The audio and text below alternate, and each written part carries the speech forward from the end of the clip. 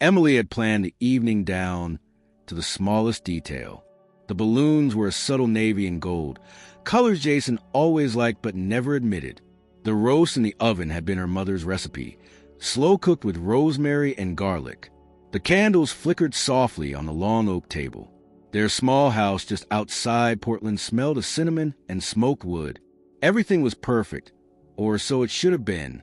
Jason turned 38 that night. Emily had invited his entire family. His two loud, opinionated sisters, their husbands, therefore noisy kids, his mother who always wore too much perfume, and even his cousin Mark, who everyone knew had a new girlfriend every few months and a story for each. Chloe, Emily's best friend from nursing school, had come too, at Emily's request. She needed an ally. Dinner began well enough. The laughter was loud, the wine flowed, and Jason held court at the head of the table, basking in the attention. He had always loved being the center of the room. Emily had watched him more times than she could count, wondering when exactly she stopped being seen and started being used, like part of the furniture, necessary but unnoticed. As the plates were cleared and the second round of drinks poured, Jason leaned back in his chair, loosened his belt a notch, and grinned. "You know," he said loudly, a little too loudly, "I gotta say marriage is great and all, but my wife's colder than Alaska in bed." The room erupted in laughter. His sisters giggled. One of their husbands spat beer into his napkin. His mother raised her eyebrows but smiled. Cousin Mark whistled. Emily felt her hands turn to ice. Jason wasn't done. He mimed pulling a blanket over himself dramatically, teeth chattering. "I swear, sometimes I gotta check if she's still breathing. It's like hugging a log. No offense, Em." He winked at her like they shared the joke, just telling it like it is. Chloe, sitting across the table, locked eyes with Emily. Her phone buzzed in Emily's lap seconds later. "You okay?" Emily smiled. Not a real one. The kind she had perfected over years of bedside manner at the hospital. Reassuring, polite, distant. Her cheeks burned, but she nodded. "Just tired," she murmured, her voice nearly drowned by the continued chuckling. Jason picked up his glass and raised it high. "To another year older and to my frozen queen, may she thaw someday." More laughter. Emily stood slowly, collecting empty glasses. Her heart thudded in her ears, her vision a little blurry. In her peripheral vision, she saw Chloe's concerned glance, saw the children distracted by dessert, saw Jason slap his brother-in-law's back like he'd just won a bet. No one noticed a small tremble in her fingers as she stacked the plates. She didn't say a word. Not about the long nights she worked 12-hour shifts on the trauma floor. Not about the way she often got home after midnight and found Jason already asleep, the television still on. Not about the mornings she couldn't get out of bed without a full hour to shake the fatigue from her bones. She said nothing about the bruises she couldn't explain, or the ringing in her ears that came and went like a ghost. Instead, she cleared the table, smiling.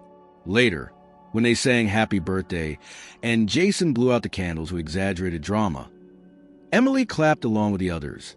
She handed him the knife to cut the cake. She posed for photos. She handed out slices. When Jason pulled her close for a picture, whispering, "Lighten up, babe, it was just a joke," she turned her face to the camera and smiled again. But something had shifted. Deep inside, under all the practiced composure, a line had been crossed.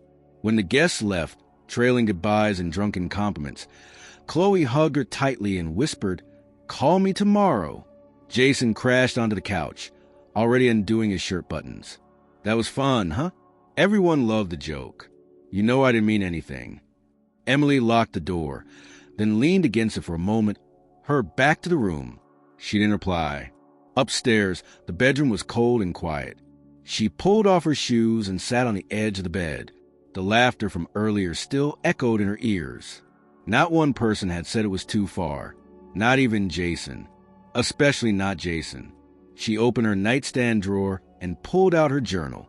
The same one she kept tucked behind old books. She didn't write anything yet. She just stared at the blank page. Downstairs, Jason called, "You coming?" She didn't answer. In that moment, Emily knew something was changing. Not loudly, not dramatically, but with quiet, deliberate certainty. Tomorrow, she would begin. Not a fight, not a confrontation, a reckoning. She closed the journal and placed it gently back in the drawer. Then she lay back on the bed, still fully dressed, and stared at the ceiling. Her body ached, not just in the day, but from something deeper, something no one had bothered to ask about. She exhaled once, slowly. Happy birthday, Jason. The next morning brought no apologies, no mention of regret. Jason moved around the kitchen like nothing had happened, humming a tune while scrambling eggs, completely unaware of the hollow quiet that followed Emily like a shadow. She sat at the table with a mug of untouched coffee, her eyes focused on a spot just above the faucet. The sunlight streamed into the blinds, cutting across the kitchen like a scalpel. Everything looked normal, but the silence between them had changed shape. It no longer held tension. It held truth. Jason dropped a plate in front of her. "Eat. You barely touched anything last night," he said with a teasing smirk, then sat down and scrolled through his phone, snorting at some meme. "You really do get dramatic sometimes." It was a joke." She didn't reply. The laughter from his sisters still rang in her mind, the way his mother smirked as if Emily's discomfort had been amusing. They'd all enjoyed the performance. It was a show for them, a cheap laugh at her expense. But the text from Chloe under the table, that had been real. The only thing that had grounded her. Jason glanced up. "You're mad? Seriously? Come on, babe. You know I don't mean half the crap I say. That's just how my family jokes." Emily stood slowly, walked to the sink, and poured the untouched coffee down the drain. Her hands moved methodically, her voice flat. "You've never once asked how I am." Jason rolled his eyes. "Here we go." "No, really." She turned to face him. "When was the last time you asked me how I felt?" He chuckled, annoyed. "You always say you're tired. What else is there to ask?" She nodded once. "Exactly." She left the kitchen, climbed the stairs, and closed the bedroom door quietly behind her. There was no slam, no dramatic pause. Just distance, like fog settling over a familiar road, making everything unclear, yet still exactly where it was before. Emily dressed in her scrubs and drove to the hospital. The halls were already humming with activity by the time she arrived.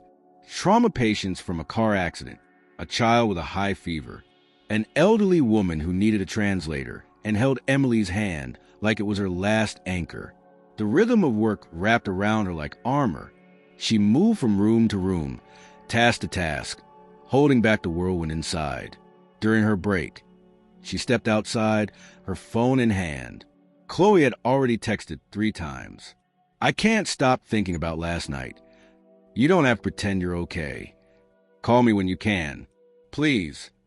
Emily stared at the screen, then typed lunch. They met at a small deli 2 blocks from the hospital. Chloe was already there, seated by the window, her expression tight with concern. As soon as Emily sat down, she reached across the table and grabbed her hand. "That was cruel, what he did. I know it's not the first time he's made a joke at your expense, but this was different. He embarrassed you in front of everyone." Emily didn't flinch. She just nodded slowly. "He doesn't think he did anything wrong. He never does." Chloe leaned forward. "Then maybe it's time you stop protecting him." Emily looked away, her eyes catching on a young couple across the street, holding hands, laughing. Something tightened in her chest. "It's not just a joke, Chloe. It's everything. The way he talks about me. The way he looks through me. I'm not even a person to him anymore. I'm a habit. You don't have to stay in this." Emily shook her head. "It's not that easy." Chloe sat back. "Why not?" Emily hesitated. Her hand drifted to her purse, where her journal was tucked inside. She had thought about showing Chloe the paperwork, the diagnosis, but not yet. It felt too raw, too new. "I'm tired," she said instead.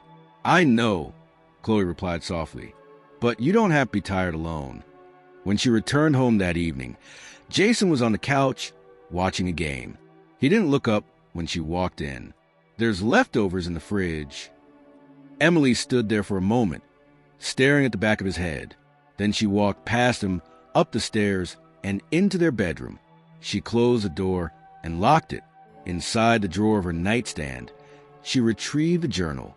She flipped past the entry from the night before and began writing again. Not just thoughts, dates, symptoms, moments she had dismissed. March 2nd, couldn't get out of bed. April 12th, forgot the word for gauze during a shift. June 5th, nearly collapsed after walking 3 blocks. She wrote until her hand ached. The next day, she made an appointment with her specialist.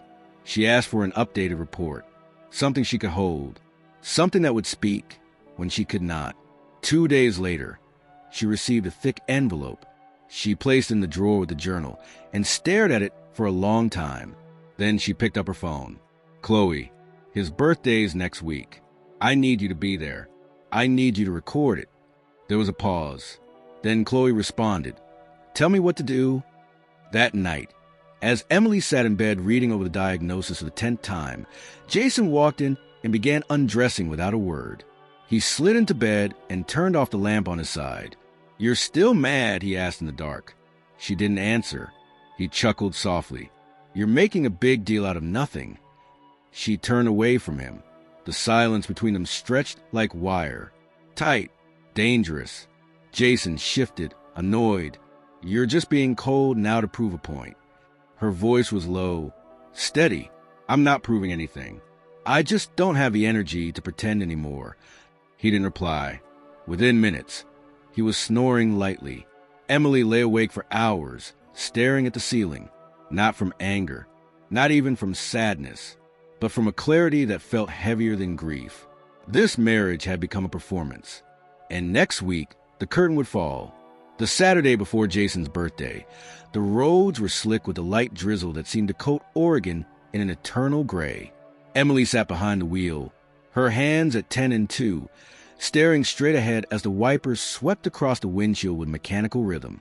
Jason sat in the passenger seat, scrolling through his phone with his elbow propped against the window. Music played softly from the radio, one of those pop songs he liked that Emily couldn't quite bring herself to hear anymore. They were on their way to pick up decorations for the birthday dinner Jason had assumed she was throwing with enthusiasm. He'd mentioned it 3 times that morning, each time with a different assumption about what she had planned. Make sure the cake has that chocolate mousse I like, he'd said, and invite Mark's new girl. She's hot. Let's see if she can survive the family. Emily had nodded each time, not because she agreed, but because she had nothing left to give in those moments except silence. Now, in the car, the silence stretched again, but this time it was thick with awareness. Jason finally looked up, sensing something. You're quiet, he said. Still mad. She kept her eyes on the road. I'm just thinking. About... Emily's grip on the steering wheel tightened slightly. About everything I've let slide. Jason scoffed lightly.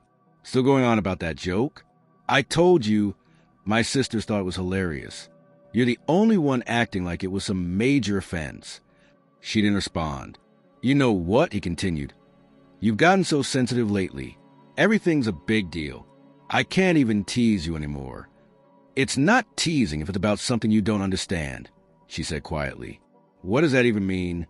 Emily pulled into the parking lot of the party store and shifted the car into park. She turned to him slowly. It means you talk a lot about things you never ask about. It means maybe you should stop assuming you know everything. Jason raised his hands in mock surrender. Okay. I'll drop it. Jeez. They walked into the store.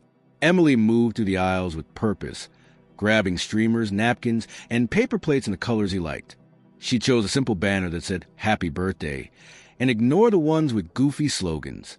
Jason, meanwhile, was preoccupied with finding joke candles and a novelty hat shaped like a beer mug. He held it up with a grin. Come on, this is gold. She stared at him for a moment, then walked away. Later, in the checkout line, Jason leaned over the counter and flirted lightly with the cashier, a young woman with a nose ring and tired eyes. You got a great smile, he said. Emily looked at her. The woman offered a half-hearted laugh and scanned the items faster. On the drive back, the silence between them was different. Jason seemed irritated now, picking at a hangnail and mumbling something under his breath. Emily didn't ask what. She was too busy thinking about the file folder now hidden beneath her sweaters at home. The one with the updated medical report, her blood test results, and the notes from her specialist. She'd stare at the last line the night before for an hour. Patient exhibits consistent markers of chronic systemic fatigue. Recommend continued observation and lifestyle adjustment. Are we stopping for lunch? Jason asked suddenly, breaking the stillness. No, I have work to finish. You're off today. I meant personal work. Jason grumbled something about leftovers and turned up the radio. When they reached home, he grabbed the bags and headed inside. Emily lingered in the car for a moment. She opened her phone and typed a new note. The title, What I Needed You to See. She began listing things. Not explanations, evidence. One line per memory. The night, I cried in the shower for an hour while you watched TV downstairs. The morning I collapsed and blamed it on dehydration. The time I asked for help, and you laughed and said I was being dramatic. By the time she walked inside, Jason had already disappeared into the basement to play video games. She went straight upstairs. In her bedroom, she pulled out the journal, then the medical folder, and laid them side by side on the bed. She opened a new page and began copying key parts of the report in her handwriting. She wanted to make it undeniable. She wanted it to come from her, not just the words of a doctor. She didn't cry. She didn't even feel anger anymore. What she felt now was a kind of purpose. That evening, while Jason ordered wings and invited his cousin over to pre-celebrate, Emily went for a walk. The air was cool and damp, and the streets glistened with the sheen of recent rain. She walked to a nearby park, sat on a damp bench, and pulled her phone from her coat pocket. She opened her text to Chloe. Are you sure you can be there next week? Chloe replied almost immediately. 100%. What do you want me to do? Record it. Start right when I stand up. Got it. You okay? Emily stared at that question for a long time, then replied, Not yet, but I will be. She returned home to find Jason and Mark laughing loudly in the basement, the remains of a six-pack scattered across the coffee table. She moved past them without comment and locked herself in the bathroom. She stared at herself in the mirror for a long time. She looked fine, normal, maybe even good, but inside, she was exhausted, not just physically, but in the deepest corners of herself, the places where hope used to live. She splashed cold water on her face and dried it with a towel that still smelled faintly of Jason's cologne. It made her nauseous. She would give him his birthday. She would give him the stage. But this time, the audience would hear her too. Monday morning arrived with a dull gray sky and the kind of humidity that clung to the skin like guilt. Emily stood in front of the mirror in the hallway, dressed in light blue scrubs, tying her hair into a tight bun. She could hear Jason in the kitchen clanging utensils, humming tunelessly. He had taken the day off to recover from the weekend, as he'd said with a laugh. Emily hadn't responded then. She didn't now. She grabbed her keys and slung her bag over one shoulder, then paused by the staircase. She knew she should go, but something inside her halted her step, a pulse of urgency, a sense that she could no longer wait for perfect timing, that she had to try one last time to speak, even if she knew how it would end. Jason was pouring cereal into a bowl when she entered the kitchen. I'm heading out, she said quietly, reaching for the door. He didn't look up. Cool. Don't forget to grab the dry cleaning, if you have time. Emily turned halfway toward him, then changed her mind and stepped fully into the room. Actually, I want to talk to you before I leave. Jason stopped mid-chew, looking slightly annoyed. Now. Yes. He set the spoon down. Okay, what's up? She swallowed hard. About your birthday party. About what you said last week. Jason exhaled dramatically. Still? Emily, come on. That was days ago.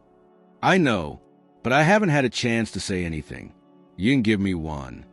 His face shifted, disinterest edging into irritation. All right, then say what you need to say. She hesitated, eyes flicking briefly to the window, then back to him. What you said, in front of everyone, it wasn't just a joke.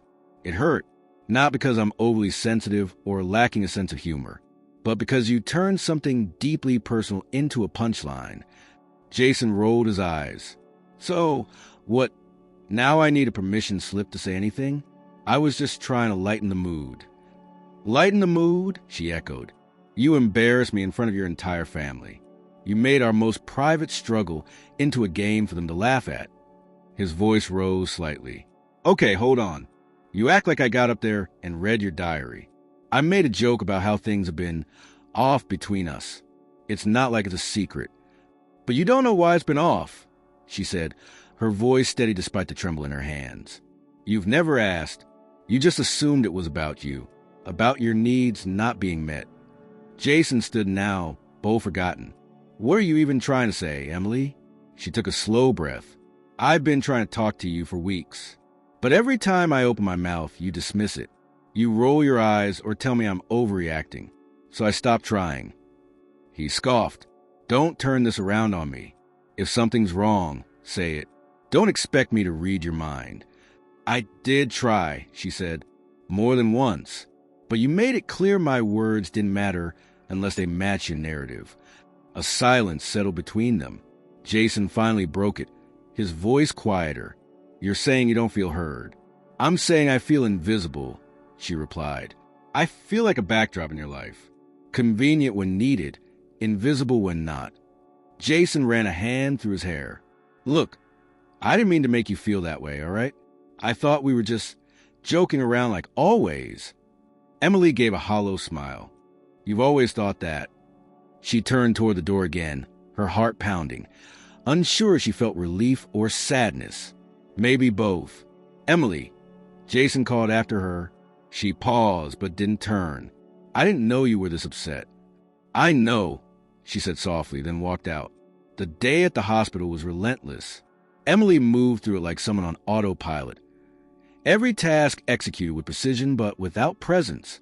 During lunch, she sat in her car in the parking garage, staring at the ceiling, thinking of how she had tried to speak, how he had almost listened. Almost.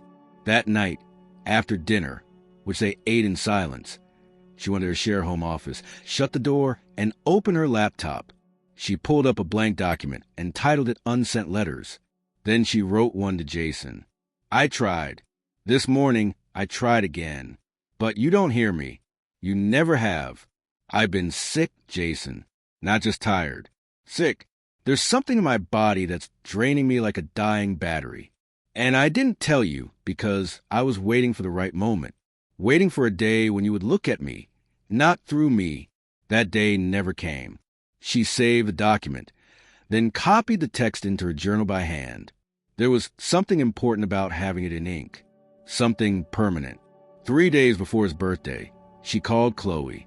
They met at a quiet bookstore cafe. It's almost time, Emily said, stirring her tea without drinking it.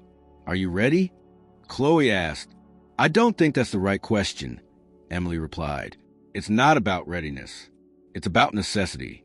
Chloe reached into her bag and pulled out a small recording device. I got this for backup. I'll use my phone too, but just in case. Emily smiled faintly, always covering all bases. Someone has to, Chloe said gently. Emily stared at the raindrops streaking down the window. After this, I don't know what comes next. You don't have to know yet, Chloe said. You just have to get through it. Emily nodded. One more dinner. One more table. But this time, I'm not the one being served up for laughter. When she got home that night, Jason was already in bed. She undressed in silence, slipped beneath the covers, and turned her back to him. He reached for her shoulder. Hey, he murmured. I've been thinking about what you said the other day. She didn't move. You're right. I haven't been great at listening. Still silent. I want to do better, he said. Emily closed her eyes. Then listen next week. Really listen. He didn't respond. He didn't ask what she meant. And she didn't explain. She had already said what she could. The rest, now, would come in form he could not interrupt. The day before Jason's birthday began with the sound of the lawnmower. Emily watched from the upstairs window as Jason pushed the machine across the grass with a self-satisfied rhythm, shirtless, occasionally wiping sweat from his forehead with the back of his hand. It was a rare moment of him doing something without prompting. Perhaps it was his way of contributing, she thought. The party was scheduled for following evening, and Jason, in his mind, was preparing their home for guests. But Emily wasn't thinking about lawn height or patio chairs. She was inside the bedroom, organizing the documents again. She had spent the last 3 evenings assembling the timeline. Doctor visits, symptom logs, test results, all methodically annotated. Not because she needed to prove anything to herself, but because she knew that once she spoke, he would deny, deflect, minimize. He always had. This time, she would not be caught defenseless. This time, the evidence would speak. Tucked between the lab results and the referral letters was a short note from her primary physician. The language was clinical, but not cold. Patient advised a disclosed condition to primary support system for emotional and logistical support. Emphasis on managing stress and avoiding environments that exacerbate symptoms. She read that sentence 3 times. There had been a moment weeks ago when she almost told him. It was after her 3rd appointment with the specialist. She had come home drained, her body aching, her hands trembling from fatigue. Jason was watching a game. As usual, she had stood in the hallway for nearly a full minute, one hand still on the doorknob, the other gripping the envelope of lab results. She remembered thinking, say it now, just say it. But then he shouted at the screen, called a player an idiot, and she knew he wouldn't hear her, not the way she needed to be heard.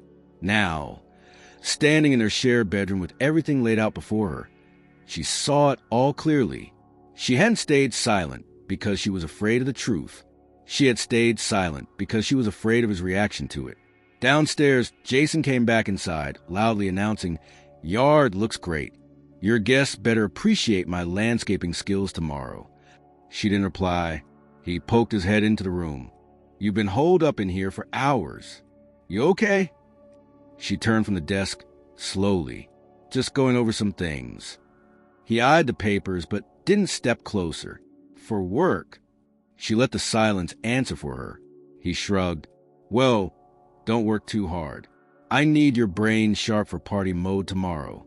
She gave a neutral nod. He walked away. Later that afternoon, Emily drove alone to the pharmacy to refill prescription, one Jason didn't know about. As she waited, she sat in her car, phone in hand. She opened the text thread with her specialist and read over the last message he had sent. "Please remember to prioritize rest this week. Flare-ups are common under stress. Call me if symptoms worsen." She hadn't told him about the party. Inside the pharmacy, the cashier was a teenager with earbuds in, barely making eye contact. Emily accepted the bag and left quickly. The pill bottle inside was small and unassuming, but it was what kept her functional. Without it, her limbs would feel like cement, her brain like cotton. It didn't cure anything, but it gave her just enough strength to get through days like this. When she returned home, Jason was in the kitchen, drinking a beer and watching a cooking video on his phone. "Hey, got any ideas for dinner?" "I was thinking pasta. Something simple." "I already ate," she said, heading upstairs. "You didn't say anything." "I wasn't hungry earlier." "I'm tired." "You're always tired." There was no venom in his voice, just observation. But it landed like a slap anyway. In their bedroom, she placed the pill bottle in the top drawer and locked it. Then she sat on the edge of the bed and stared at the wall. Her body felt heavier than it had all week. Her chest ached, not with emotion, but with the deep internal fatigue she had come to recognize as a warning sign. Her limbs throbbed with a dull, persistent pulse. She lay down, fully dressed, and closed her eyes. She woke an hour later to the sound of her phone buzzing. A message from Chloe. Final headcount confirmed. Everyone's coming, including Mark's new date. You ready? Emily typed back, "Yes. Just make sure the audio is clear. Already tested it. You want me to sit across from you?" "Yes." "Record the moment I stand up." She stared at that message for a moment, then added, "And don't stop until I sit down again." That evening, Jason tried to initiate a conversation, perhaps sensing her mood had darkened further. "Listen," he said over the sound of the dishwasher. "I know you've been kind of off lately. Maybe after the party, we can take a weekend trip. Just us. Get away from all the noise. She looked at him. Do you even hear yourself? He blinked. What? A weekend trip? When I can barely get through a shift at work without needing to lie down in my car. Jason frowned. You're exaggerating. She didn't answer. She walked away. In her office, she opened her journal one final time before the night ahead. She wrote a single sentence. Tomorrow, I stop hiding. Then she closed it, placed it into the folder with the rest of the documents, and sealed the envelope with tape. She tucked it into her purse. She went to bed early. Jason, oblivious, stayed up watching highlights and texting his cousin about party snacks. Neither of them spoke again that night. But Emily didn't need words anymore. She had an audience waiting. Jason's birthday morning arrived with the buzz of his phone going off nonstop. Group texts from his family flooded in with early congratulations and reminders about arrival times. Mark sent a picture of himself wearing a ridiculous button-down shirt with a caption, "Birthday party energy loading." Jason laughed aloud, still in bed, and turned to show Emily, but she was already up and gone. Downstairs, he found a plate of toast on the kitchen table with a small note, "Running errands. Be back before the guests arrive. Emily." He popped a grape into his mouth and shrugged. "Guess I'm in charge of the playlist," he muttered. Across town, Emily was seated in a coffee shop, earbuds in, tuning out the quiet chatter around her. In front of her was her phone and notepad and the sealed envelope containing her medical records and the handwritten pages from her journal. She was calm, almost unnaturally so. The nerves that might have undone her in the past had been replaced with something sharper, clarity. Her phone buzzed. "Chloe, all set. I'll be at the house 30 minutes early." Mike tested. "Backup app installed." "We're good." Emily replied. "Thank you." Sit on the left side of the table, across from Mark. Keep your hand steady. I've done tougher shifts with vomit and blood. I got this. Emily allowed herself the smallest smile before tucking the envelope back into her purse. As she stood to leave, her phone vibrated again. But it wasn't Chloe this time. It was her sister, Erin. "I heard from Mom Jason's throwing a big party tonight. You okay?" She hesitated, then typed, "I'm not okay, but I will be after tonight." There was no need to elaborate. Erin had seen glimpses of Jason's behavior over the years, though they rarely spoke about it. He was never cruel. Not in the way people imagine cruelty, but careless, dismissive, and self-involved in ways that scraped at Emily's sense of self until there was barely any of it left to recognize. Back at the house, Jason was in the garage with Mark, icing down beer and laughing too loudly. They were prepping the folding tables and debating whether to keep the grill on for late-night burgers. "You think she's doing something special for me?" Jason asked, eyes gleaming. "She's been all mysterious this week." Mark grinned. "Maybe she's got a little private show planned later." Jason laughed and leaned against the cooler. "Man, I hope so. It's been dead in the bedroom. Like dead. I even joked about it last week at dinner. Said she was colder than Alaska. Got a few good laughs out of that one." Mark whistled, shaking his head. "You really said that in front of your mom?" "Yeah, and my sisters. Everyone cracked up. You know how Em gets all serious. But she didn't even say anything. Just gave that polite smile she does." Mark raised an eyebrow. "You sure she wasn't pissed?" Jason waved a hand. "She'll get over it. She always does. It's like part of her thing. She stews, then she folds." Unseen by either of them, Chloe was parked a few houses down in her car, listening to the audio feed through her Bluetooth earpiece. She had arrived early as planned and begun testing the backup mic before anyone had noticed her. Her phone was recording from her bag in the back seat. She wasn't sure what made her press record when she spotted Jason and Mark through the cracked garage door. Maybe it was intuition. Maybe it was a look on Jason's face, the smugness, the entitlement. Either way, she had it all now. Back inside, Jason finished setting up and walked into the kitchen to grab a fresh drink. The house looked good. Emily had done her usual magic with quiet precision. Candles arranged, the table set, lights dimmed just enough to feel warm without being overbearing. He smiled to himself. She always came through, even when she acted like she didn't care.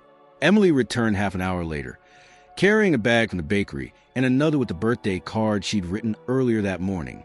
Jason was upstairs when she walked in, humming in the shower.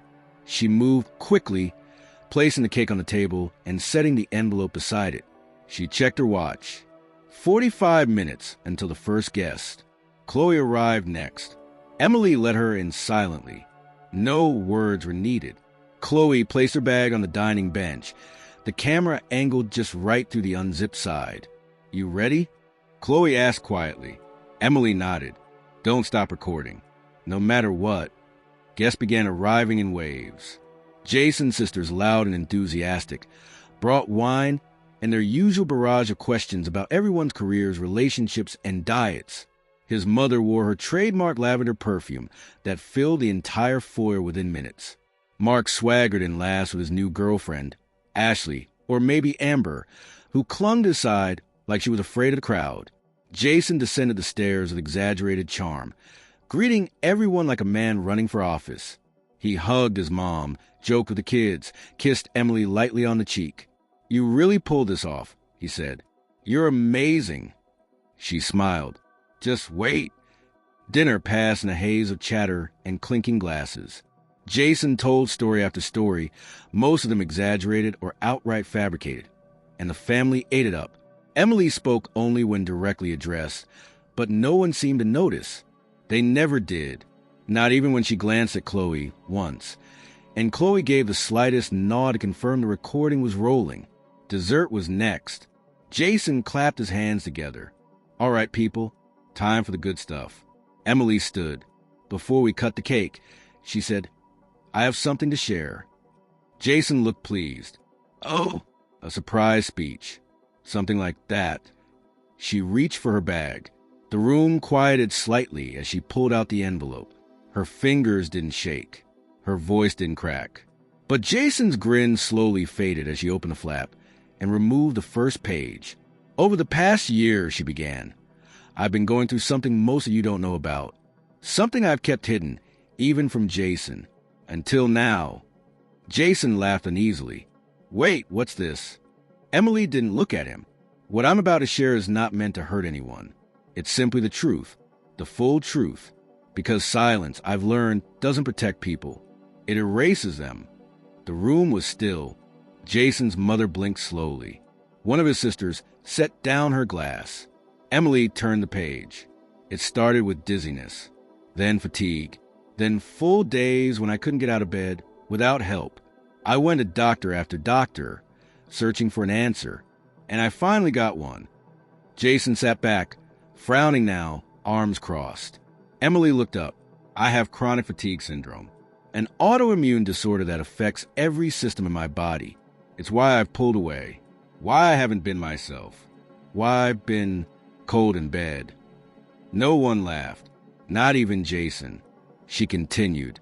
"And while I was quietly fighting this illness, while I worked shift at the hospital, came home and cooked, and tried to hide my pain, Jason made jokes. Jason called me a roommate. Jason told a room full of people that I was like hugging a log." A collective breath moved through the room. Jason stood abruptly. "Emily, what are you doing?" She turned toward him for the first time. "I'm giving you what you never gave me, the truth."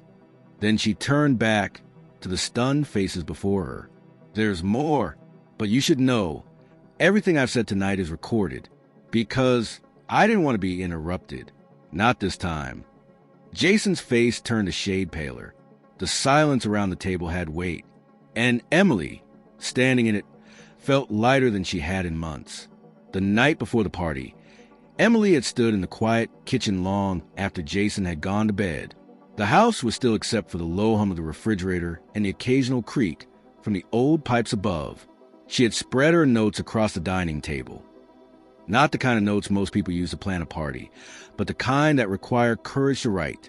Paragraphs documenting forgotten moments. Fragments of pain and isolation. Lines meant to be spoken, not whispered. And at the center of it all, the medical folder, bound with a thin strip of twine she had found in the junk drawer. She wasn't nervous. What she felt couldn't be described as anxiety anymore. It was closer to resolve, an immovable kind of certainty. There would be no dramatic announcements, no yelling, no performance. It would be quiet, deliberate. She would speak, and whether or not they chose to listen would no longer be her responsibility. At exactly midnight, she texted Chloe, "Script finalized.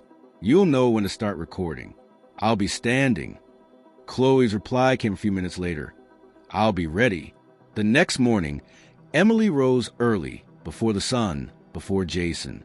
She spent the first hour sitting on the edge of bed, her feet on the floor, her hands in her lap. She listened to her breathing, let her body settle.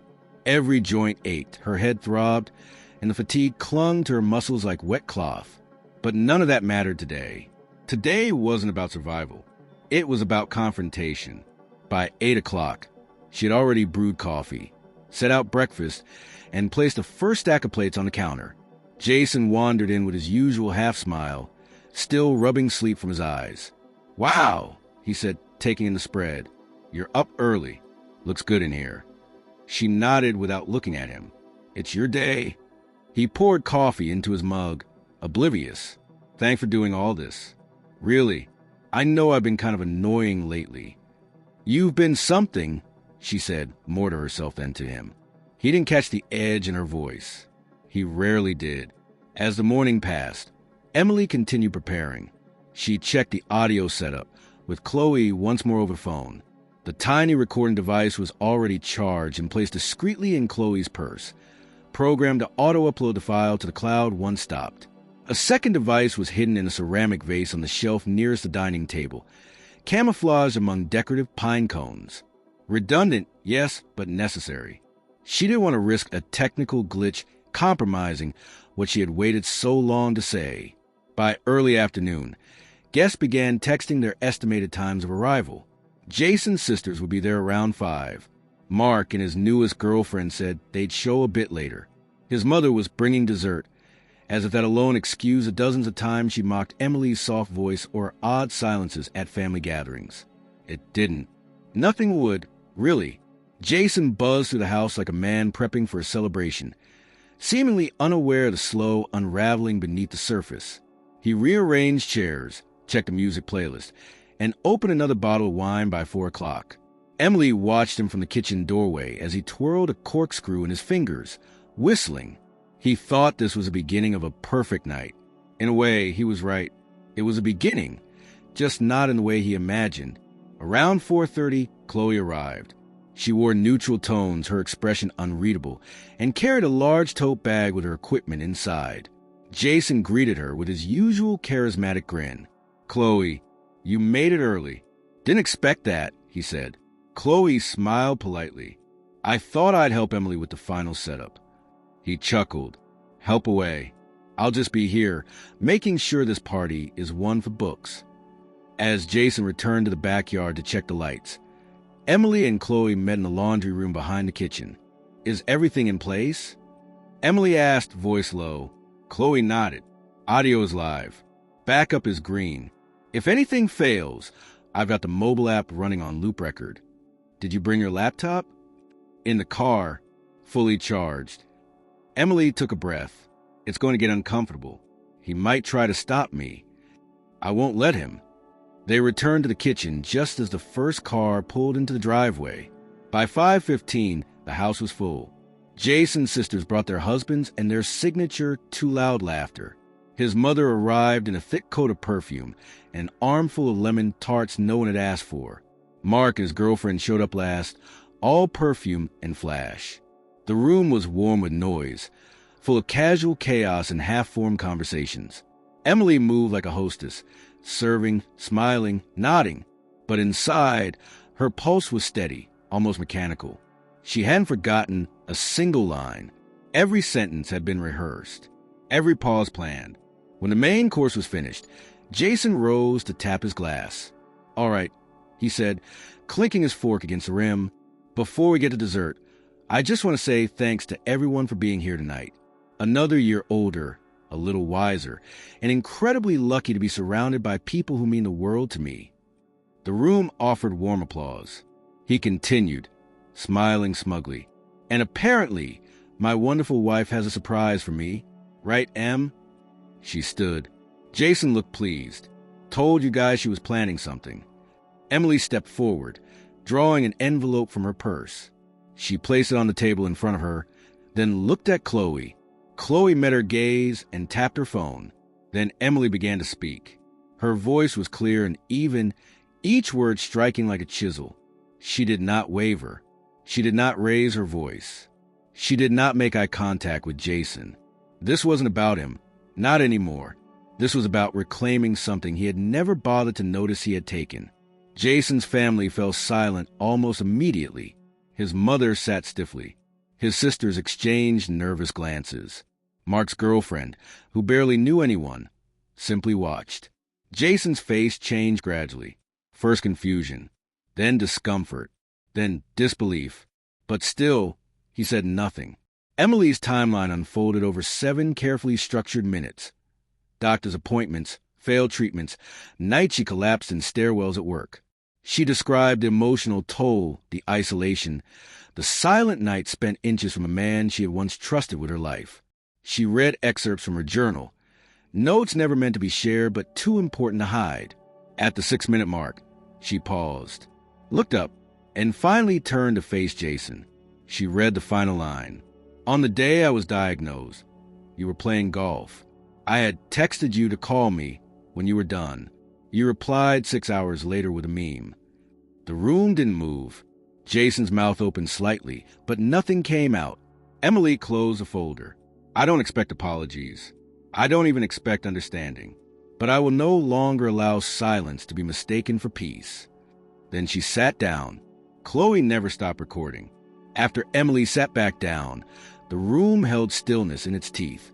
It wasn't just quiet. It was stunned, paralyzed. Forks had paused midair, glasses forgotten on the table. No one moved, as if shifting even slightly might shatter the heavy silence pressing against them all. Jason remained standing, but his posture had changed. The casual arrogance that had carried him through most of his adult life had evaporated. His face was blank, mouth slightly open, as if still trying to process what had just been said. Emily looked at the tablecloth in front of her, fingers resting gently on the sealed envelope she had placed there moments earlier. It contained copies of everything she had just read aloud, timeline, reports, doctor's notes. Her final gift, not for Jason, not for his family, for herself. She had nothing left to prove, and yet she had offered proof anyway. That was who she was, meticulous, prepared, truthful. Even now, Chloe shifted slightly in her seat and reached for her water glass. Her hand trembled faintly. She had witnessed a moment in real time and recorded it. But still, the weight of what Emily had revealed wasn't easy to sit with. She looked at her friend, not as a nurse, not as a planner of events, but as someone who had just bared herself in a room filled with people who had, for so long, laughed without knowing the price. Jason finally lowered himself back into his seat. His mouth opened, then closed. He reached for his napkin, unfolded it, and placed on his lap like he was buying time, tried to assemble words that refused to come. Across the table, his sister, Jenna, cleared her throat awkwardly. Emily, she said slowly, I had no idea. I'm sorry. I didn't know it was that serious. Emily raised her eyes, calm and unflinching. You didn't ask. Jenna's face flushed with discomfort. Her husband looked at his plate. Mark fidgeted with his drink straw. Jason's mother glanced toward the kitchen, as if the oven timer might somehow rescue her from this room. Jason finally spoke, his voice barely above a whisper. You never told me. Emily turned to him fully now. I tried, many times. You weren't listening. I would have done something if I had known. You would have made about you, she said, her voice still level. You did it anyway, when you joked about me in front of them, when you told Mark I was just a roommate, when you called me cold without ever once asking what was happening to me. His jaw clenched, but he didn't argue. There was nothing he could say that would sound reasonable now. Everything she presented had been fact. Clear, dated, undeniable. He had laughed. He had dismissed. He had abandoned her emotionally long before she stopped trying to reach him. Why did you wait until tonight to tell me all this? He asked finally. Because tonight was the only night I was guaranteed your attention. The words settled with finality. And in that moment, Jason realized what he had never understood about Emily. Her silence wasn't passivity. It was restraint. Her calm wasn't weakness. It was strength. He had mistaken quiet for submission, tiredness for disinterest, and now he saw the cost of his misjudgment written across her face. His mother broke the silence next, attempting to recover what she could of her son's dignity. "Well," she said with a weak smile, "maybe we should let Jason respond privately later. This is a family dinner. After all, no need to." "This is a family dinner," Emily interrupted. "And I am family. Or I was, until my illness made me invisible." No one spoke after that. The candles flickered, the smell of lemon tarts cooling in the background. The birthday cake sat untouched to the center of the table, its icing beginning to sweat in the warmth of the room. Jason looked at it like it might offer him an escape. He picked up the knife beside it, cut a slice, and placed it on a plate. Then he passed it to Emily. She looked at it, then back at him. "I didn't bake that," she said simply. He blinked. "What?" "I bought it. You said you wanted chocolate mousse. That's all it is. A cake." He nodded slowly, awkwardly, and took a bite himself. No one followed. The family dinner had unraveled into something raw and unnerving. For the first time, Jason's world was not orbiting around him. A few minutes later, Mark's girlfriend quietly stood and excused herself to the bathroom. One of the children asked if they could go outside. Jason's mother made an effort to redirect the mood by complimenting the decor, but no one picked up the thread. Emily stood again. "I'll be upstairs for a bit. You all are welcome to stay. Eat or go, whatever you need." She took the envelope with her and walked slowly up the stairs. Chloe waited a few beats, then followed, leaving her bag under the bench. In the bedroom, Emily sat on the edge of the bed. The lights dimmed. Chloe entered without knocking, closed the door behind her, and leaned against it. "That was the most brutal, elegant thing I've ever seen," Chloe said. Emily exhaled. "I don't know how I feel." "You will later. Right now, you're still standing in the middle of the impact zone." They sat together in silence for a moment before Chloe added, "The recording is solid. Clean audio. Clear video from my phone. You want me to save it somewhere else? Send it to my email, then delete it from your phone." "Done." After Chloe left the room, Emily stayed upstairs, away from the whispers and murmurs happening below. She didn't want to hear Jason try to explain. She didn't need to witness the way his family might try to salvage his ego. That wasn't her job anymore. Downstairs, guests began filtering out. Some offered Jason stiff hugs. Some simply nodded at him. A few said goodbye to Emily through the closed door. One of his sisters offered a whispered apology she couldn't bring herself to say aloud during the meal. Jason remained seated, staring at his plate, his untouched second slice of cake slowly caving in on itself. An hour later, Chloe texted, "Everyone's gone. You okay?" Emily replied, "Yes. Don't worry about me." She stayed in the bedroom the rest of the night, not sleeping, not crying, just existing. And in that strange, suspended state, she felt something unusual begin to settle in her chest. Not pain, not anger. Relief. She had nothing left to hide. The morning after the party arrived like a fog. Thick, silent, unavoidable. The house was still, too still for Sunday. Emily awoke not to the sound of Jason bustling in the kitchen or the vibration of her phone, but to nothing at all. She opened her eyes and lay there, watching the filtered light shift across the ceiling as clouds passed overhead. Her limbs ached, a slow, heavy burn that started in her shoulders and ran down to her calves. It was a kind of fatigue that had no mercy, no quick cure. But this time, there was no panic, no dread about what she had to face that day. The hardest part was behind her. She had already spoken the words that had once lived only in her body. Downstairs, Jason sat alone at the kitchen table. The leftover cake was now just crumbs on a plate beside his coffee. He hadn't slept much, if at all. His mind replayed the night in fractured loops, her voice, the stillness of the room, the way no one had defended him. Even his mother, who had always been quick to rationalize his behavior, had left early and silent. There had been no late-night messages from his sisters. No half-joking text from Mark. Just a single brief notification from Chloe that said only, "Recording saved." He knew what that meant. Upstairs, Emily sat her vanity, brushing her hair slowly. Every movement caused her energy, but she moved with calm intent. She looked at her reflection, her eyes slightly sunken, her skin pale, but her posture upright. She felt honest. There was no mask today. By mid-morning, Jason finally climbed the stairs. He stood in the doorway of their bedroom, holding a mug. "I made coffee," he said. She nodded without turning. "Thank you." He placed the mug on the dresser. "Can we talk?" She set the brush down and faced him. "What do you want to say?"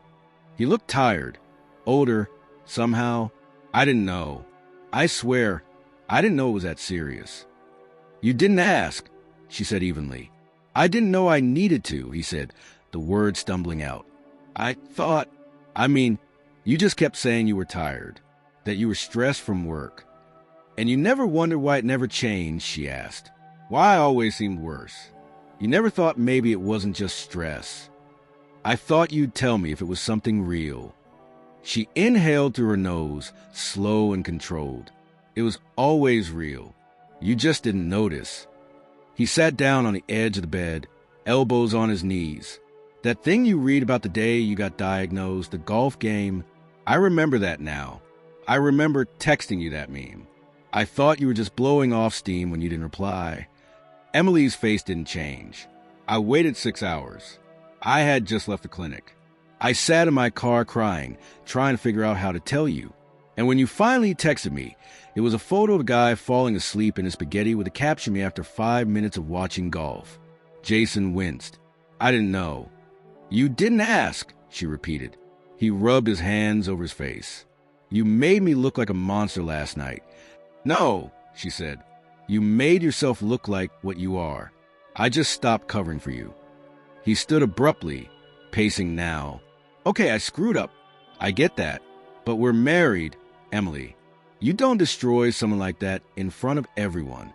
You don't take private things and put them on a stage." She stood too, her voice still calm. "You already did that.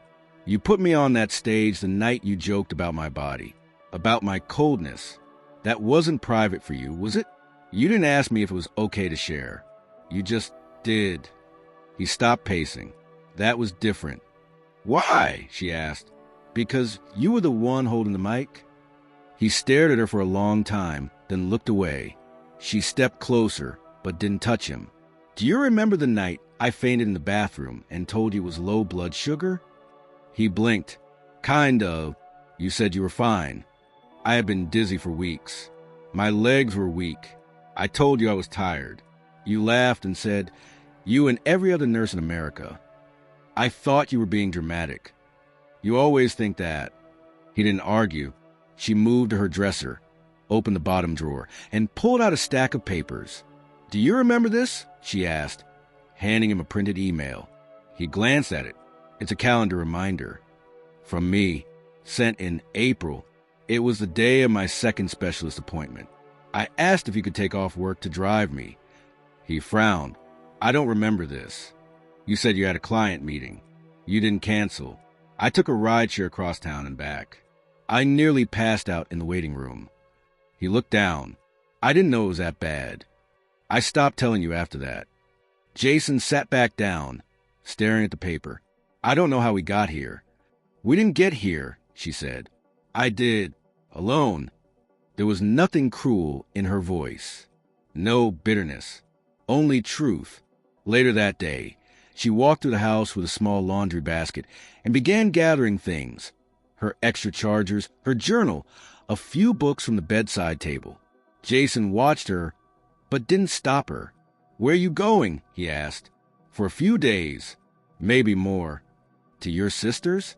"No, just somewhere quiet. I need space to think." "Emily, we can work on this. We can fix it." She turned to him. "You can't fix what you don't understand. And right now, you're not even trying to understand. You're trying to make it go away." He opened his mouth, then closed it. "I need space, Jason. Not a conversation. Not a promise. just space. She left before sunset. Chloe picked her up, no questions asked. Jason sat alone that night. For the first time in years, he truly sat in silence. No sports commentary, no jokes, no noise. And in that silence, for the first time, he saw the outline of all the things he had missed. The bruises, the fainting, the forgotten reminders, the woman who had been shrinking beside him while he laughed. Emily spent the next 3 nights at a short-term rental nestled in a quiet part town, surrounded by pine trees and thick silence. The cabin was small, with a single bedroom, an open-plan kitchen, and a worn leather chair by the fireplace that became her refuge. She didn't bring much: a backpack with clothes, her journal, the folder of documents she no longer needed to read, and her medications.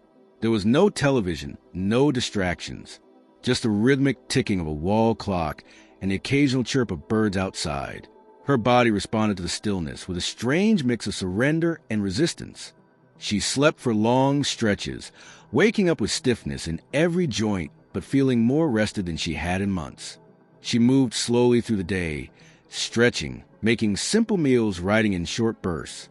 The weight she had carried through silence, through compliance, through suffering, had begun to lift, though not completely. Not yet.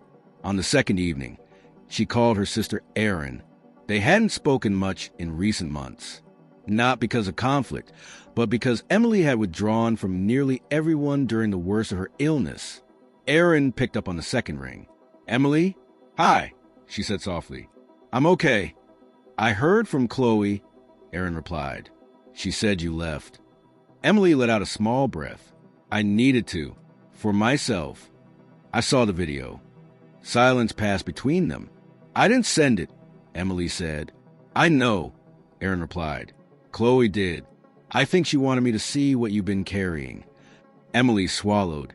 And it was devastating, but not surprising. That caught Emily off guard. "Not surprising? You've been fading for a long time, Em. I just didn't know why. And I didn't push. I should have. I'm sorry." Emily closed her eyes. "You don't need to apologize." "I want to," Erin said, "because while he was mocking you, we were all watching and laughing. I hate that. It wasn't your responsibility to notice what he never did. But I should have noticed the change in you. You stopped calling. You stopped showing up to things. You were always too tired, and I didn't ask why. I just accepted it. I didn't make it easy to ask. You didn't have to." They fell into silence again. But this time, it was shared, not heavy, not strained, just honest. Before hanging up, Erin said, "When you're ready, come stay with me for as long as you need. I'll think about it. I hope you do." Emily spent the rest of that night curled up in a leather chair, watching shadows stretch across the walls as the fireplace crackled. She didn't think about Jason. Not directly. What came to her instead were images, vivid and uninvited. A birthday dinner where he had leaned into laughter instead of empathy. The text message with the meme. The voicemail she had never returned. The time he touched her back while she flinched, and he rolled away muttering, "Always so sensitive." And then there were the other moments. The ones she hadn't shared. The quiet betrayals. The evenings he canceled their plans because work ran late, but he returned with a scent of whiskey and someone else's perfume clinging faintly to his shirt. She had never asked. She had simply accepted the discomfort. One more weight to carry. Back in the city, Jason was unraveling. After Emily left, the silence in their home became suffocating. Every room reminded him of her absence, but more than that, of her presence, which had been quietly enduring for years. He found her handwriting on sticky notes tucked inside cookbooks, reminders she had written for herself. Order refills, stretch before shift, rest. The word rest showed up more than once. He sat at the dining room table the next morning, alone, with a cup of coffee that had gone cold. The chair where she had stood during the party remained slightly pushed out. He hadn't touched it. Couldn't. A knock on the door startled him. It was Chloe. He opened it slowly. "Hey!" She didn't smile. "I need to grab my bag." "Sure. Come in." She stepped inside and went straight to the bench. retrieving the tote she had left under it. Before turning to leave, she faced him. "I uploaded the video to a secure drive, sent it to Emily, and for now to no one else." Jason nodded. "Thank you. But if I ever hear you deny what she said, if I ever hear you spin this into something that paints you as a victim, I won't hesitate to share it with every person who was at that table." "I'm not going to lie about what happened," he said quietly. "Good, because no one's laughing anymore." She left without waiting for a response. Jason stood in the doorway for a long time after she'd gone, staring down the empty street. When he turned back into the house, he saw it differently. Not just empty, but hollow, lifeless, like it had been built around someone else's light. And now that light had gone. That night, he opened a drawer in their bedroom and found her journal. He didn't read the entries, not fully, just the dates, the headlines. "Day I couldn't stand up, first appointment, the blood work, after the joke." He closed the journal and returned it to the drawer. Later, he sat on the couch in the dark, television off, phone face down beside him. And for the first time in his adult life, he didn't reach for a distraction. He just sat there, thinking. In the cabin, Emily rose early on the fourth morning. Her energy was low, but her mind was focused. She packed slowly, methodically, every item folded with intention. She paused by the window one last time, watching the wind move through the tall trees. She wasn't returning home, but she wasn't hiding anymore either. On her way out, she texted Chloe, "Heading to errands. Can you send me the full raw footage?" The reply came quickly. "Already in your inbox. You okay?" "Better than I was." She turned the key in the ignition and drove away from the cabin without looking back. By the time she arrived at Aaron's apartment that afternoon, Jason had begun drafting a letter, not to Emily, to himself. It began, "These are all the things I didn't see." Aaron's apartment was on the third floor of a modest building tucked between a community library and a row of cafes that smelled perpetually of roasted beans and warm bread. When Emily arrived with her overnight bag and a tired smile, Aaron didn't ask questions. She opened the door, helped her sister inside, and wordlessly pointed toward the guest room. Emily walked in and dropped her bag by the dresser, her body heavy, but her breath steady. That night, they sat together on the small balcony overlooking a quiet street. Emily sipped water, while Aaron nursed a mug of herbal tea. They didn't talk about Jason at first. Instead, they spoke of their childhood, of how Emily used to memorize poems and recite them in front of their grandmother, how Aaron had once tried to run away because her favorite stuffed bear went missing. For the first time in months, Emily laughed, a real laugh, brief but unforced. Eventually, Aaron said, "You look different in that video. Strong, but not angry. Just done." "I was," Emily said. "I didn't feel anger by then. Just clarity." Aaron leaned back in her chair. "Do you think he got it?" Finally, Emily didn't answer right away. "I don't know. I don't care as much as I thought I would. That's how I know it's over. The need to be understood, to be believed, it's fading." Over the next few days, Emily began to rebuild her routine on her terms. She found a new primary care physician closer to Aaron's apartment, scheduled follow-ups with her specialist, and joined an online support group for women managing chronic illness while navigating personal upheaval. She didn't explain her marital status in those forums. She didn't need to. The stories mirrored hers in ways that felt intimate and validating. Each evening, she wrote in a new journal, leaving the old one packed away, its purpose complete. These entries were different, not records of pain or dismissal, but notes about sleep cycles, meal ideas, moments of stillness. One entry simply read, "Today, I made it through without pretending." Meanwhile, Jason remained in their house alone. He avoided the living room, where the echo of her voice lingered too vividly. He avoided their bedroom, choosing instead to sleep on the couch, sometimes with the television playing static in the background. His days blurred into one another. He went to work, came home, cooked simple meals, and stared at walls. There were no more texts from his sisters, no check-ins from his mother. Chloe had not spoken to him since retrieving her bag. Mark had sent one message a day after party. "Rough night, man. You'll figure it out." He hadn't replied. Instead, he turned inward. He read every page of the journal Emily had left behind. At first, he resisted, just glancing at headings, skipping pages. But by the third night, he sat at the kitchen table with a pen in hand, annotating the margins as if studying a text in a language he'd never cared to learn. He underlined passages that mentioned her symptoms, circled words he didn't understand. He even Googled post-exertional malaise, a term she had scrawled beside an entry dated March 3rd. It was the entry from July that finally broke something open in him. Tonight, he said, "Why are you always so far away?" I want to say, because I don't know how to be close to someone who only sees me when I'm useful. But I didn't. I said, "I'm just tired." I always say that. Jason closed the journal and put his head down on the table. The tears didn't come in a burst. They leaked slowly, as if he were thawing.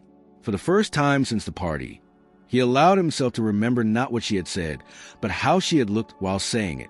Not defeated, not spiteful, just stripped bare. 2 days later, he composed a message. He stared at it for a full hour before hitting send. I read the journal. I understand more now. I wish I had asked sooner. I wish I had listened. I'm sorry, not for the party, for everything. Emily read it the next morning. She didn't reply, not out of spite, but because it was no longer hers to carry. His remorse, his revelations, they were his responsibility now. She didn't need an apology. She had needed respect, partnership, presence, and those could not be retroactively applied. Later that week, Emily returned to the hospital for a checkup.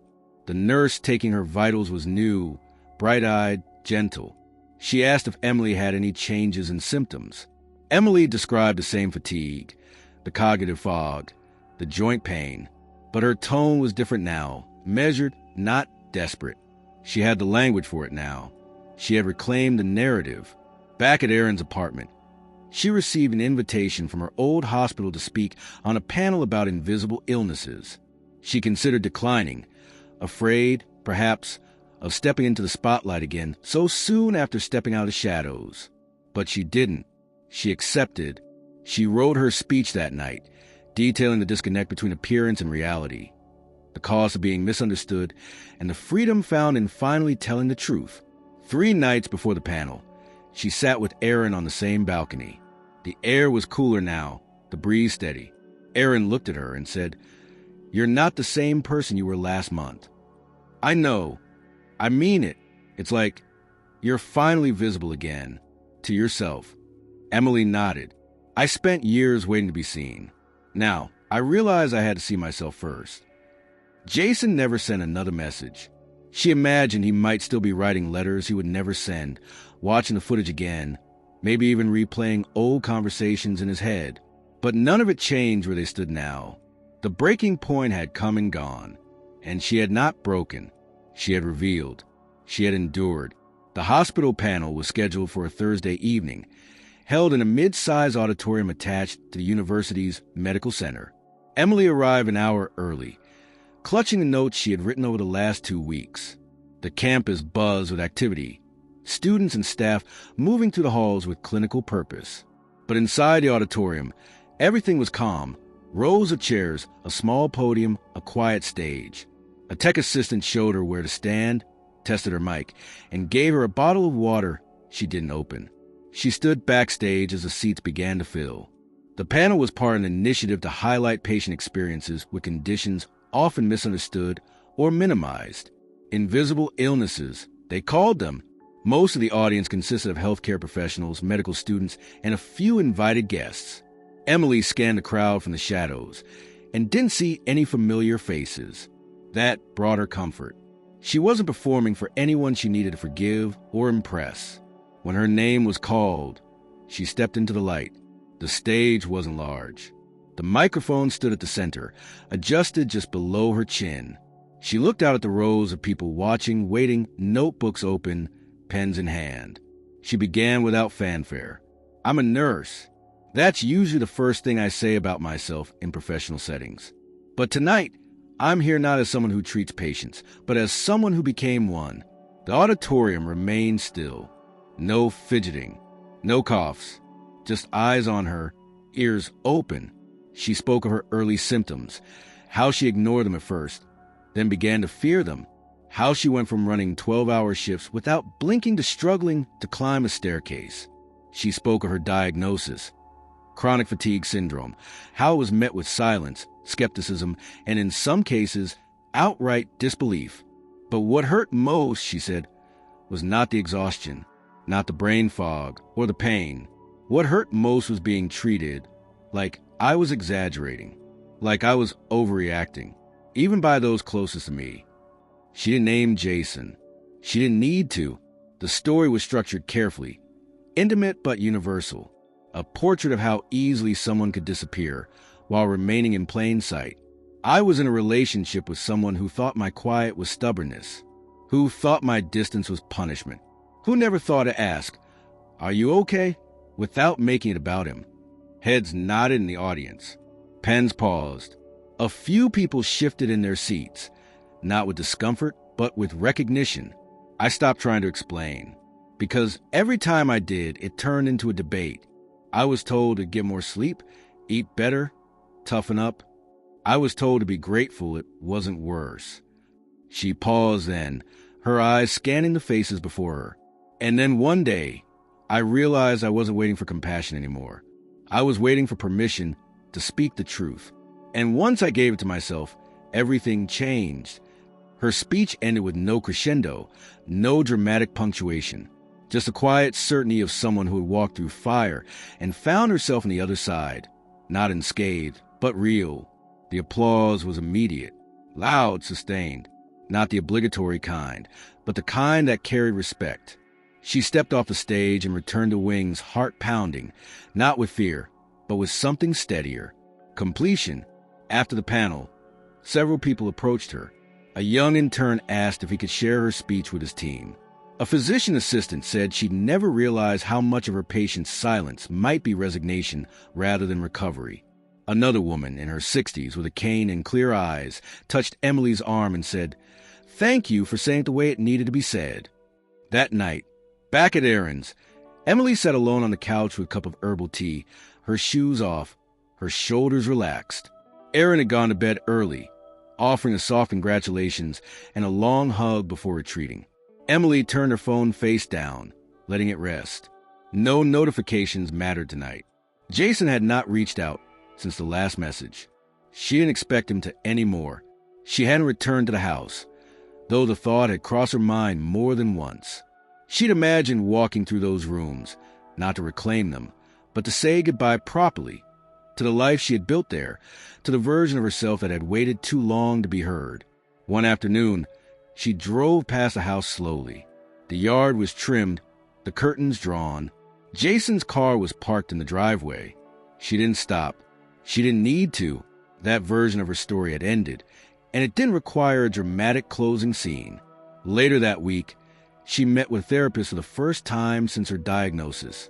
They sat in a quiet office filled with soft textures and gentle lighting. "Why now?" the therapist asked. "Because I finally said it all," Emily replied. "Now I need to learn how to live after saying it." She spoke of her marriage, not just the end, but the erosion, the slow, steady way love can disappear when one person stops looking at the other with care.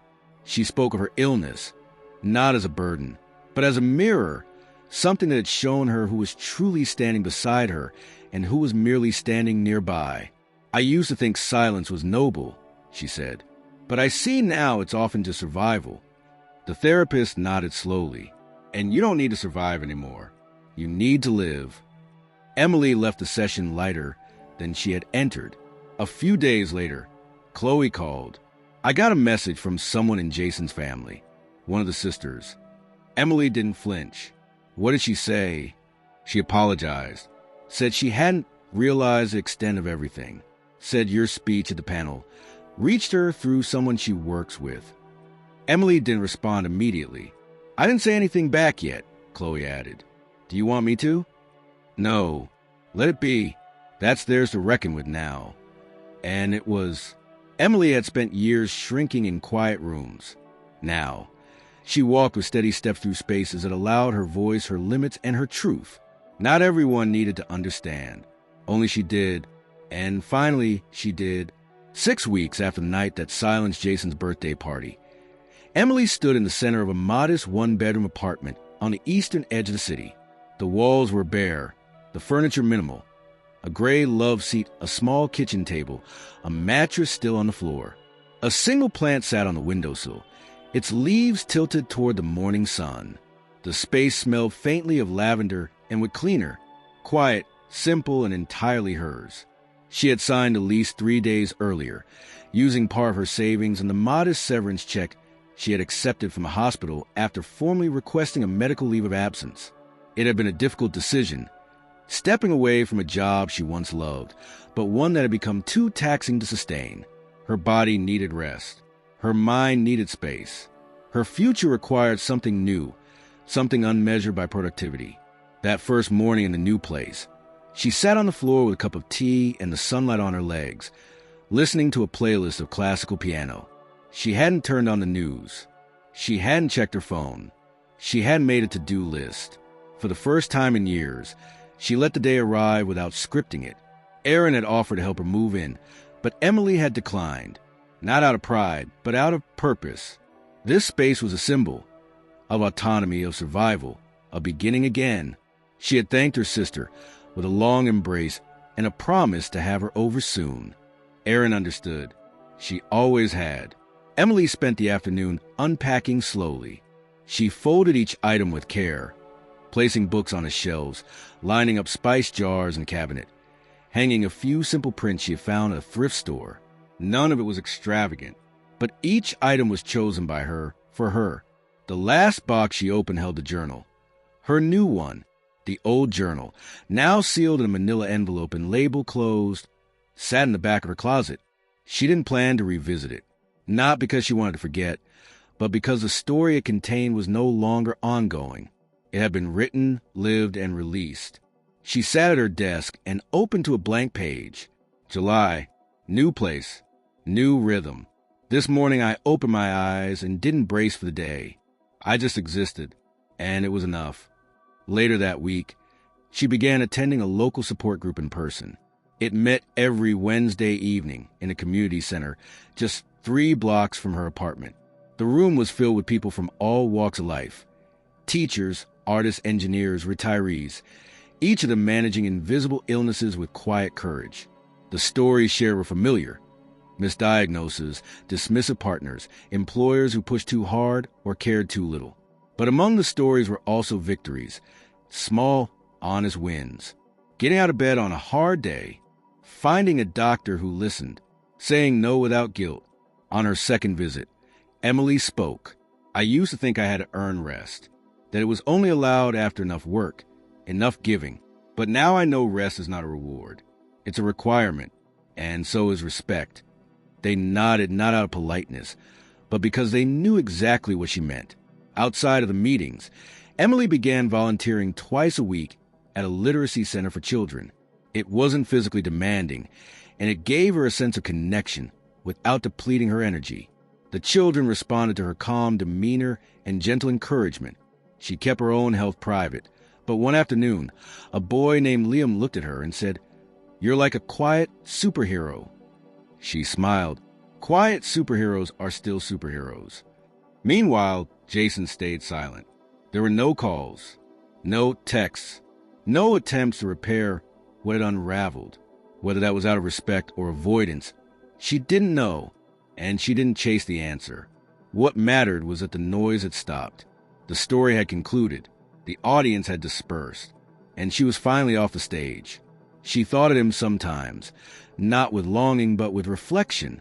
She wondered if he had kept a journal, if he still walked past the dining table and saw her standing there in his mind, if he had begun the internal work, the real kind, but she never reached out to ask. That door had closed with finality. At the end of July, Emily was invited to speak again, this time at a medical school seminar for new residents. The organizer had seen a video clip of her panel speech, shared on a healthcare blog. She hesitated at first, unsure whether she wanted to step back into a teaching role, but the thought of helping shape the way future doctors viewed patients like her made the decision easier.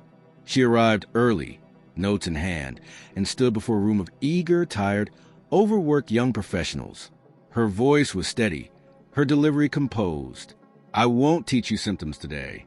You already know how to identify lab results and run diagnostic tests. What I will tell you is this: listen longer, watch closer. If a patient says, "I'm tired," don't assume it means they didn't sleep. Ask what tired means to them. Ask what their body feels like when they wake up. Ask what they've lost because of that tiredness. And when they answer, believe them. Afterward, several students thanked her. One asked for a copy of her speech. Another said he had a sister with fibromyalgia and had never quite understood what she was going through until that moment. Emily walked out of the building that evening and stood in the fading light, the air warm but not oppressive. She watched the streetlights blink on one by one. Her body ached, a quiet reminder of her limits, but it no longer felt like betrayal. It felt like a signal, one she honored. Back in her apartment, she changed into soft clothes, made a light dinner, and curled up on the love seat with a book. Her phone buzzed once, an email notification from a small publication asking if she would consider writing an essay about her experience. She smiled at the screen and typed a simple reply. Yes, I'd be honored. She returned to her book, turning the page slowly, letting the words wash over her. This chapter of her life was quiet, unremarkable to anyone else, but to her, it was everything. It was healing. It was freedom. It was hers. As the evening deepened and the city softened into sleep, Emily sat in the glow of a small lamp beside her plant, no longer invisible. She had been broken open, and in the space where something once ended, something far greater had begun. She was not waiting anymore. She was living,